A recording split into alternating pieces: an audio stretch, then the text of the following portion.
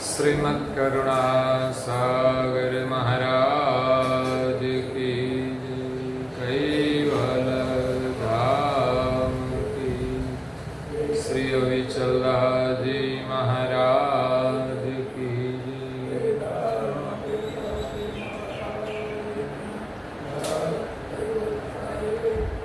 सब केवल साहेब, सब केवल साहेब, सब केवल साहेब। अचरत सागर ग्रंथ शिष्य नरक परन गुनेगारी को सकृत सिद्धांत स्कंद 9 चौपाई नंबर है 1।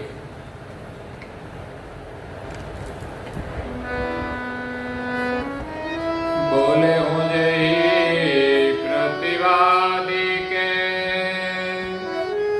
तू मेरे वचन सुने, रो रो की पीछे कहे, तिनकी कहो गने। प्रिय भक्तजनों, ज्ञान संप्रदाय के आद्य स्थापक अनंत ब्रह्मांडाधीश केवल कर्ता के परम विशेष अंश सकर्ता सिद्धांत का प्रतिपादन करने वाले पंचम स्वसम वेद के रचयिता अनंत अंशों के तारणहार कैवल धर्म धुरंधर महान समर्थ परम श्रेष्ठ परम विभूतिवान नव बुद्धि के सागर परम दयालु परम कृपा निधि सर्वज्ञ दिव्य परम गुरु श्रीमद् करुणा सागर जी महाराज की कृपा पात्र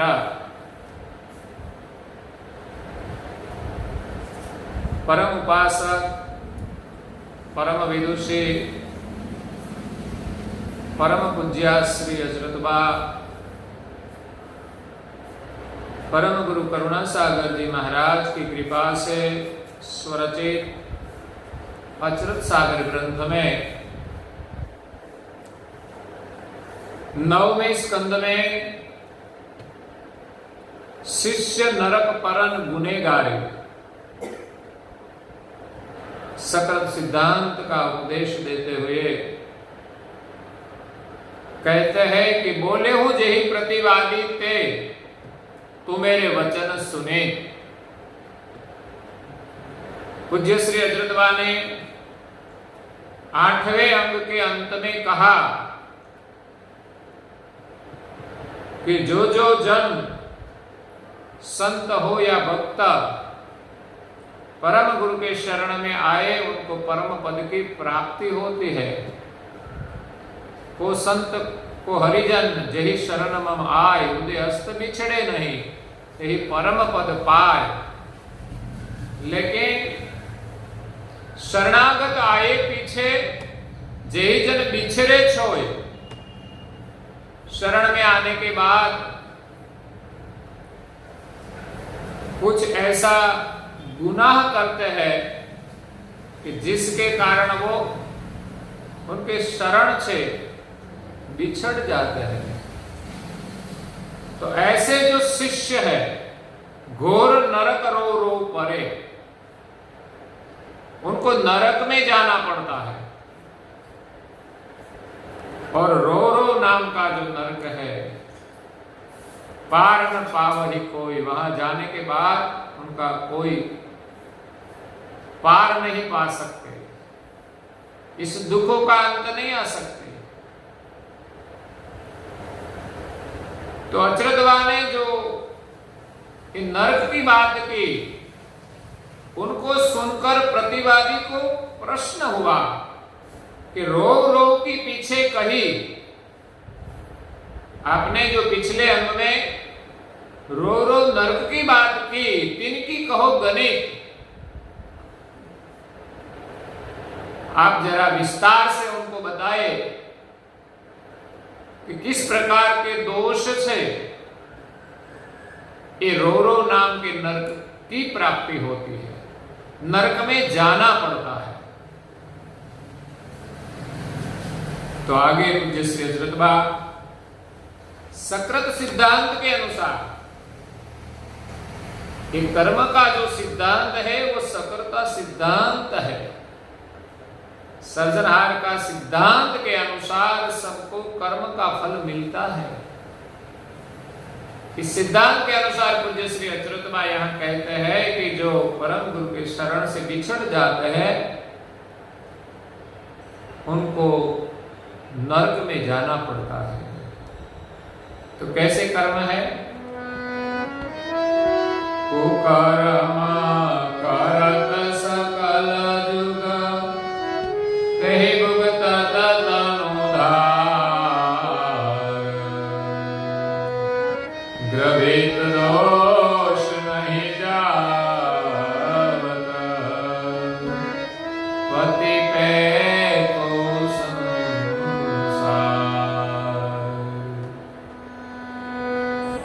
हे जीवन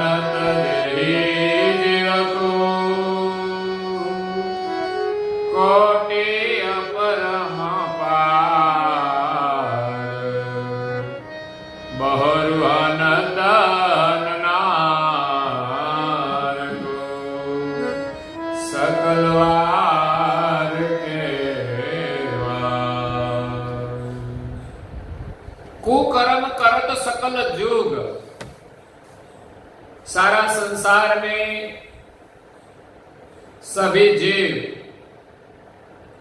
कुकर्म जो करते हैं हो जाता है, कभी जानते हुए भी करते हैं।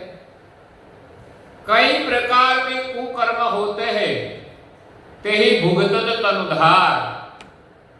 इस कर्म का फल भुगतमान करने के लिए अंश को शरीर धारण करना पड़ता है और शरीर धारण करके अपने कर्म का फल भुगतमान करना पड़ता है। जो जो कुकर्म करते हैं, ऐसे तो सत्कर्म का भी फल मिलता है,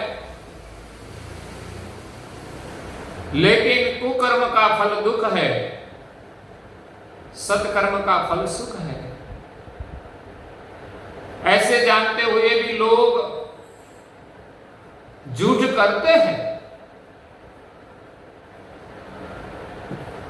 अनजान लोग तो करते हैं, लेकिन जानने वाले लोग भी करते हैं।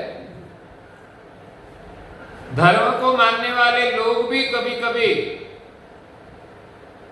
लोभ में आकर, लालच में आकर झूठ कर लेते। इतना लाभ मिलता है तो झूठ बोल देंगे थोड़ा, इसमें कोई बड़ा पाप नहीं है, लेकिन झूठ तो झूठ ही होता है, छोटा हो या बड़ा।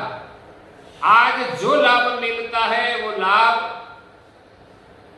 भविष्य में होने वाला नहीं है, नुकसान होगा ही। जितना लाभ है उनसे ज्यादा नुकसान होगा, और उनके लिए स्पेशल कोई शरीर धारण करना पड़ेगा। एक एक कर्म के कारण शरीर धारण करना पड़ता है। तो पूज्य श्री अच्युतबा कहते हैं कि संसार में सब जो जो कुकर्म करते हैं, उन कर्म के फल भुगतमान करने के लिए उनको शरीर धारण करना पड़ता है। शरीर धारण करके उनका फल भुगतमान करना पड़ता है। ग्रभित दोष नहीं जावत। गर्भ में जो दोष पड़ा है, आज कर्म किया, शायद आज फल ना भी मिले, तो कर्म का जो दोष है वो गर्भ में रहता है, अपनी वृत्ति में रहता है, वो जाने वाला नहीं है। भुगतमान किए बिना वो दोष मिटता ही नहीं। ग्रभित दोष नहीं जावत पति पे को संसार। जिनके भीतर में दोष है वो संसार में कोई जीव पति पे नहीं जावत, सर्जनहार के पास जा सकता नहीं। चाहे छोटा दोष हो, कभी किसी का हमने गलत सोचा तो ऐसे गर्भित दोष होते भी हम सृजनहार पे नहीं जा सकते। जब तक हम में मलिन भावना है तब तक हम सृजनहार के सानिध्य में नहीं जा सकते। जीव हनत जेहि जीव को, एक जीव दूसरे जीव की हिंसा करते हैं तो वो दोष है। कोटि का अपरंपार, एक जीव नहीं अपरंपार जीव की हिंसा होती है। हम यहां से घर तक जाए तो पैर तले कई चिट्टियां दब जाएगी, मर जाएगी। तो हमसे कई जीवों की हिंसा होती है। बहुरु हनत हननार को, जिनकी हिंसा जिसने की वही जीव फिर उसकी हिंसा करेगा। एक कुदरत का नियम है, जैसा कर्म किया है वैसा ही फल मिलेगा। शायद यहां की कोर्ट में कोई पाप करके छूट जाता है, किसी की हिंसा करके भी छूट जाता है, लेकिन उसका कर्म उसको छोड़ने वाला नहीं है। किसी भी तरह उनकी मृत्यु होगी, एक बार नहीं दूसरा जन्म धारण करने के बाद भी होती है। यहां तो लोग हिंसा करते हैं, किसी को मार देते हैं, उनकी सजा तो उनका मृत्यु ही होती है, तो उसको मृत्युदंड की सजा होनी चाहिए। लेकिन यहां की कोर्ट तो दया रख के कुछ साल तक जेल में रखते हैं कि 10 साल की सजा सुना देते हैं कि मृत्यु की है। तो ये इंसानियत है। शायद उसकी सजा कम होगी तो कुदरत के न्याय के अनुसार उनकी सजा उनको मिलेगी, लेकिन यहां के रूल्स के अनुसार कोर्ट उनको सजा देती है। लेकिन ऐसी परिस्थिति में भी कई प्रपंच होता है, बड़े लोग रिश्वत देकर छूट जाते हैं, छोटे लोग बंध जाते हैं, लेकिन कर्म किसी को छोड़ने वाला नहीं है। तो यहां एक दूसरे की हिंसा होती है अपरंपार, लेकिन जिनकी हिंसा जिसने की है वो जीव फिर उसकी हिंसा करेगा ही सकल वार के वार। तो जितने जीवों की हिंसा की वो सब हमारी बार बार हिंसा करेगा। कभी एक जीव हिंसा करेगा, दूसरे को मारा है उसके लिए दूसरा जन्म लेकर वो हमारी हिंसा करेगा, तीसरे जन्म में हिंसा करेगा। ऐसा कई जन्म लेना पड़ता है। तो ऐसे कर्म से हम कैसे छूटे? प्रतिवादी ने कहा कि आप गिनती करा के हमें बताए किस प्रकार के कर्म में किस प्रकार से हम छूट सके और किस प्रकार के कर्म से हमें नरक में जाना पड़े। तो कहते हैं एक भजन प्रताप से मेटत अगणित, कहते करहनि करनि से होत पाप नित, कहते कशिला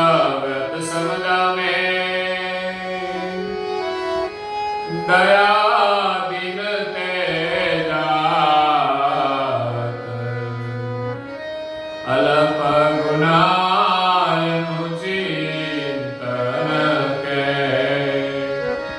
गनत नहीं निजता। कहीं प्रकार का गुनाह भजन प्रताप से मेटत अगणित, अगणित प्रकार के छोटे जो दोष होते हैं वो भजन के प्रभाव से मिट जाते हैं। ऐसा नहीं कि जितना पाप किया है वो सब भुगतान करना ही पड़ेगा। जानबूझकर करे तो नहीं छूटेगा कि थोड़ा भजन कर लेंगे तो छूट जाएंगे, लेकिन भजन ऐसा होता है कि जहां पाप करने की वृत्ति रहती नहीं, तब भजन होता है। और ऐसे भजन से आगे किए हुए जो पाप, उसकी हम क्षमा प्रार्थना करके भजन से छूट सकते हैं। लेकिन जिसका गुनाह किया है उसके आगे क्षमा भी मांगनी चाहिए। कहते कि रहनी करनी से, कहते गुनाह ऐसा होता है छोटा छोटा कि अच्छी रहनी करनी रहने से ऐसे दोष निवृत्त हो जाते हैं। होत पाप अनित्य, उसका नाश होता है। कहते कि सिलव्रत समदमे,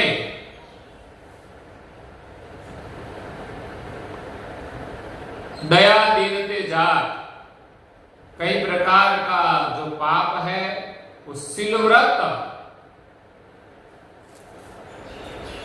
धारण करके समदम प्राण चलते हैं। हमारा जो प्राण है वो पवित्र चले समदम पूर्वक, हमारे मन में किसी के प्रति दोष भाव न रहे। अगर तो प्रभु में हमारा मन लगे और हमारा दम वो सम हो जाए, और शिलव्रत से जब हम भजन करें तब कई प्रकार के दोष मिटते हैं। ऐसा कब होता है कि जब हमारे हृदय में किसी के प्रति दया आ जाए, वो भी एक पवित्र कर्म है। ऐसे कर्म करने से हमारा दम सम हो जाता है। ये शिलव्रत है, दया, क्षमा, दीनता, पर दुख को हर ले। ये 4 व्रत है, वो शिलव्रत है। दीनते जा, दीनता मतलब विनम्रता है। दूसरे के प्रति हम नम्रता रखें, दीन भाव रखें। तो ऐसे दया भाव और दीनता भाव से कई प्रकार के दोष मिट जाते हैं। अल्प गुना अनुचिंतन के गणत नहीं निजता। ऐसे जो अल्प गुना है, छोटे गुना है, वो अनुचिंतन के गणत नहीं निजता। निज करता एनु चिंतवन करता नहीं। अनुचिंतन, अगर तो हम ऐसे गुने करते हैं जो बिना सोचे, बिना जाने जो गलती से कोई दोष हो जाता है,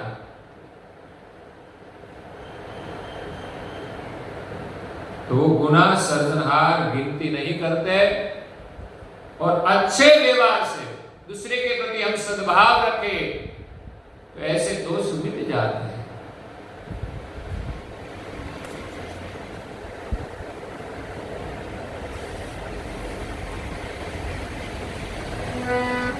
केतेक सत भाषण होते, असत न उचरत रांच।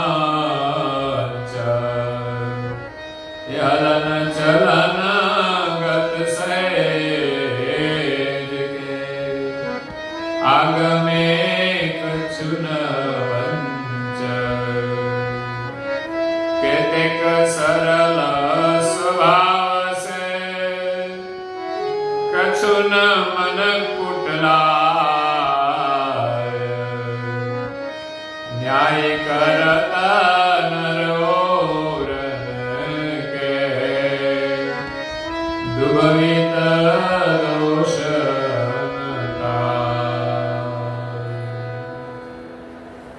कहते एक गुना हमारा सत्य भाषण होते, सत्य भाषण करने से मिटता है। आप सही बोलो,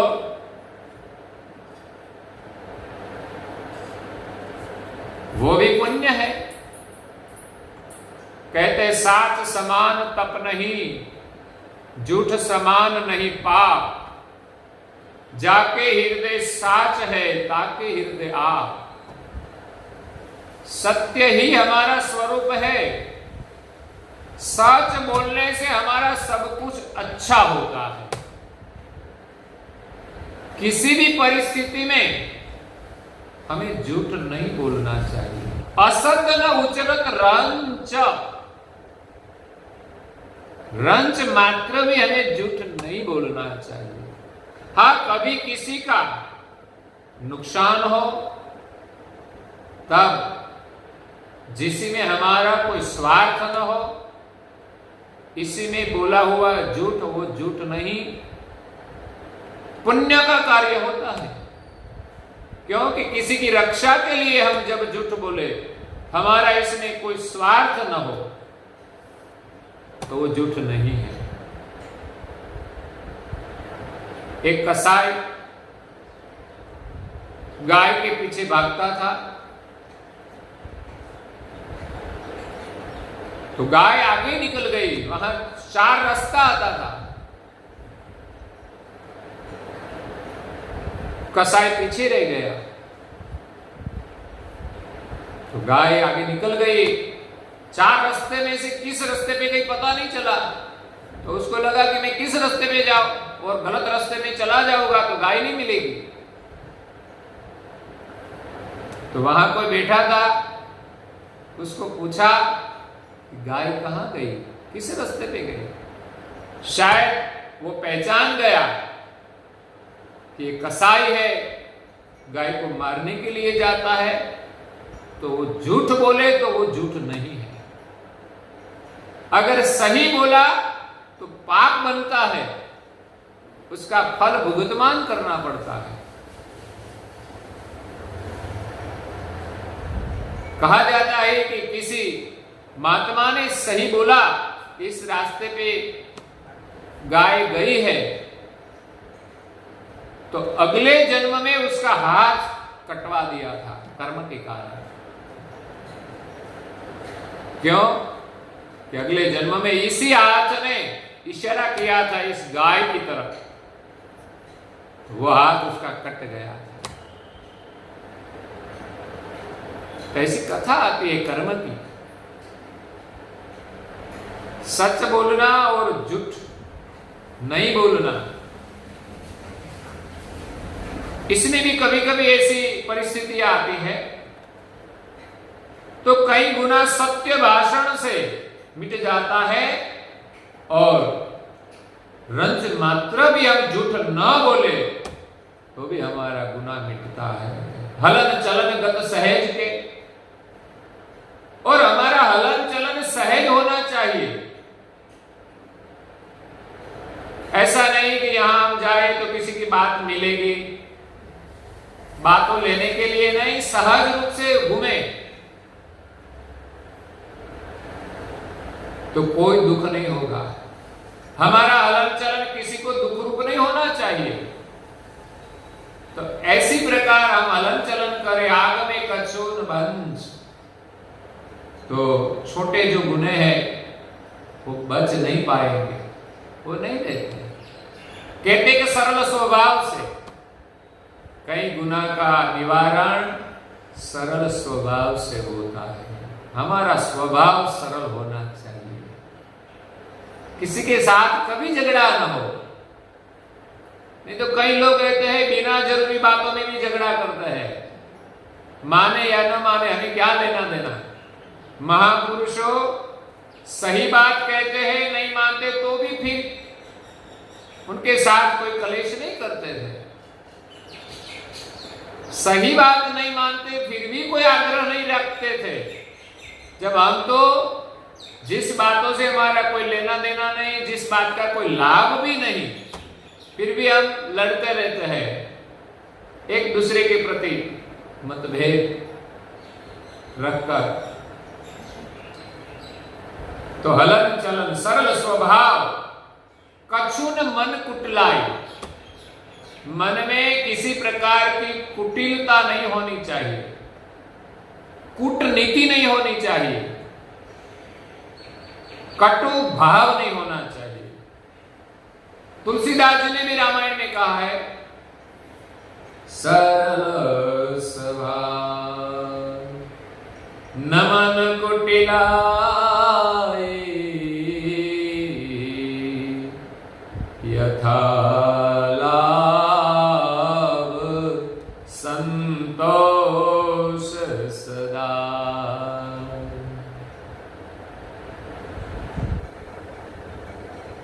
सरल स्वभाव न मन कुटिलाए। जो यहाँ पूज्य श्री अचरज ने यही बात की है कि हमारा स्वभाव इतना सरल होना चाहिए कि मन में किसी के प्रति कटु भाव नहीं होना चाहिए। उसका कर्म उसको मुबारक, शायद उसने कोई कर्म हमारे प्रति किया हो तो उसको मुबारक, उसको फल देना पड़ेगा। अगर अच्छा व्यवहार करेगा तो छूट भी जाएगा,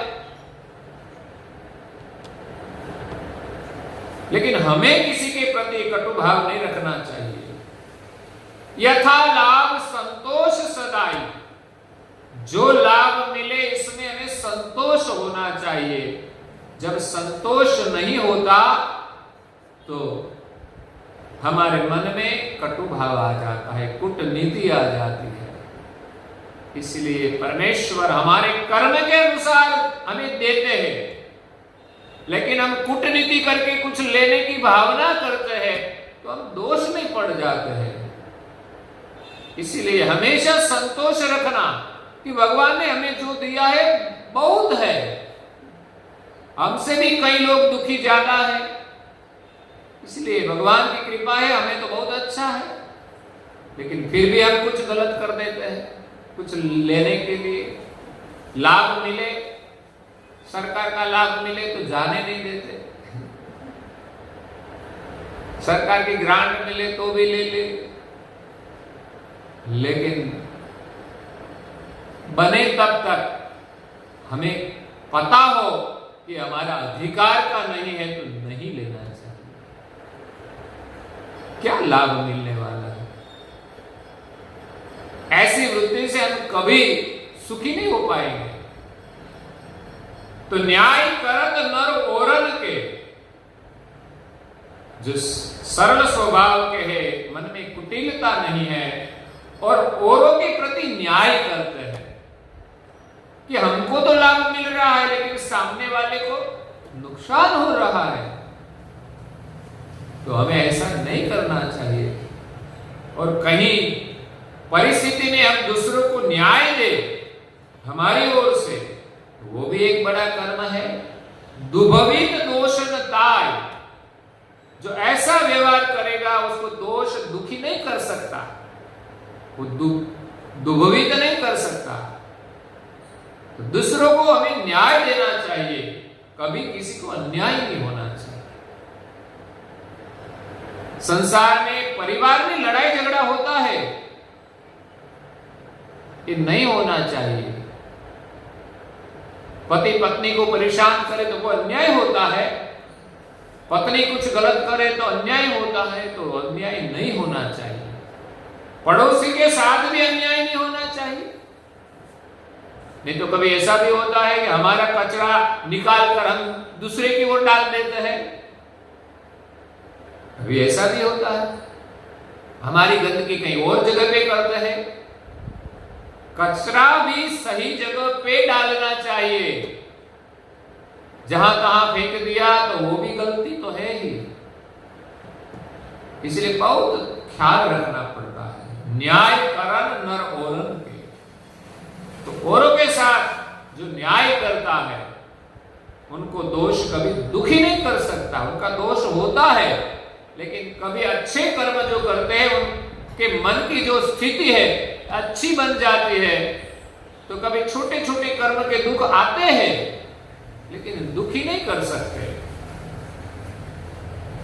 आगे कहते हैं कि केतेक मुनि व्रत धरहिते सहित साच पति है वृथा वदन यज्ञताई को क्यों करी लागी सके हे देवता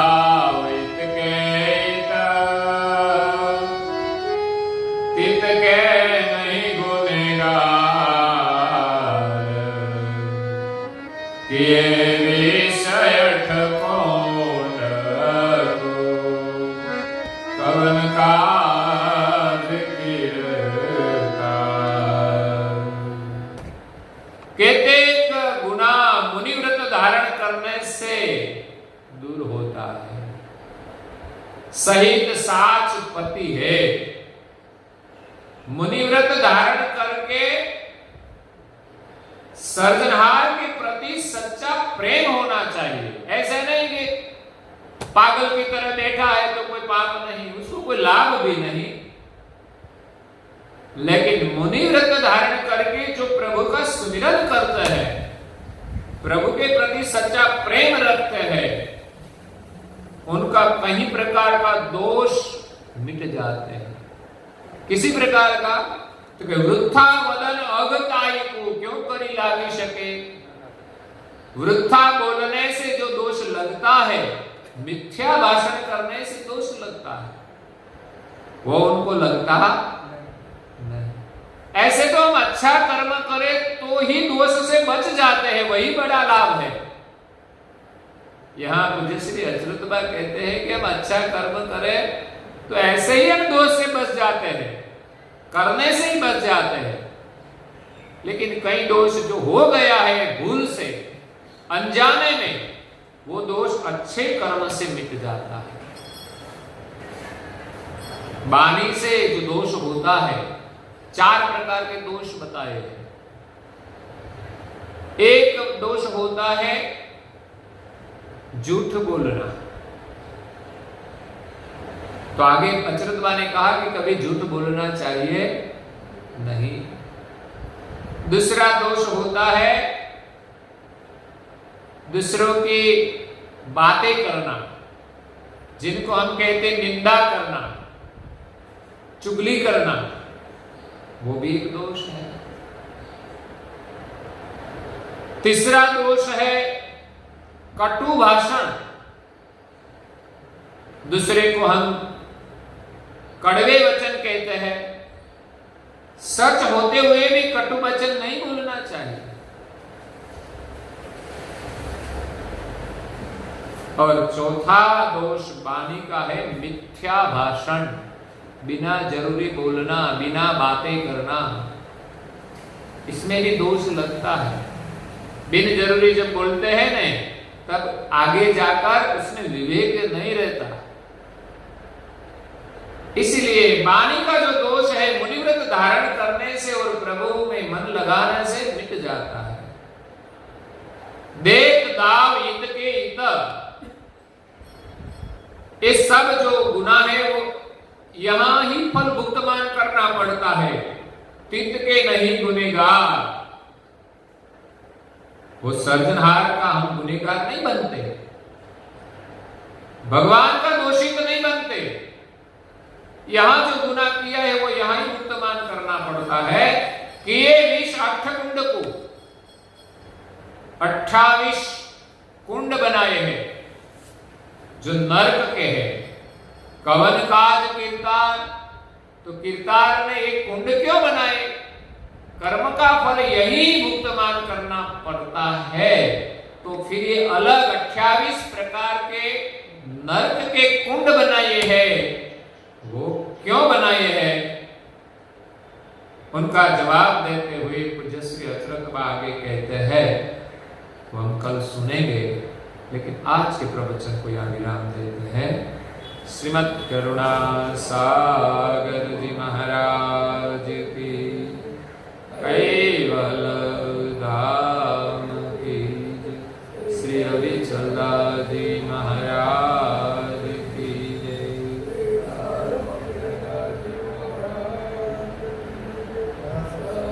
सत केवल साहेब सत।